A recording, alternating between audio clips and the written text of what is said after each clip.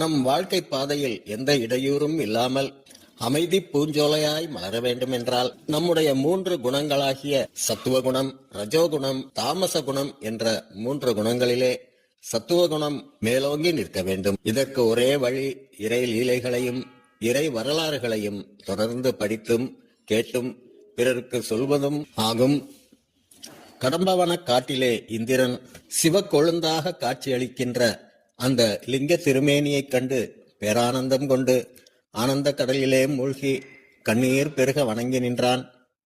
அருகிலுள்ள தீர்த்த கரையிலே சென்று எம்பெருமானை பூஜிப்பதற்கு புஷ்பம் கிடைக்காமல் தேடும்போது எம்பெருமான் திருவருளாலே அந்த தீர்த்தத்திலே உதயகால சூரியனைப் போலே ஓர் பொன்னிற தாமரை மலரக் கண்டான். அன்பு மிகுதியால் ஆனந்த கூத்தாடி பொற்றாமரை தீர்த்தம் என்று பெயரிட்டு அதிலே ஸ்நானம் செய்து அம்மலரை பறித்து தன் பிறவி பிணிக்கு மருந்தாகிய எம்பெருமானுடைய திருமுடியிலே வைத்து கண்ணீர் பெருகி வணங்கி நின்றான். ஒப்பில்லாத அந்த ஜோதி ரூபமாகிய லிங்க திருமேனியிலே வெயில் படுவதைக் கண்டு மனம் வருந்தி நின்றபோது சூரிய மண்டலம் போலே விஸ்வகர்மாவால் சிருஷ்டிக்கப்பட்ட அந்த இந்திர விமானம் வந்து இறங்கியது. இரத்தின கற்களாலே உருவாக்கப்பட்ட அந்த விமானம் 8 யானைகள் சுற்றிலும் தாங்க, அதற்கு மேல் 32 சிங்கங்களும் 64 தேவ கணங்களும் தாங்க, சந்திரனின் கிரணங்களைப் போலே குளிர்ச்சியை தருகின்ற அந்த இந்திர விமானத்தை எம்பெருமானுக்கு பிரதிஷ்டை செய்து மகிழ்ந்தான் இந்திரன்.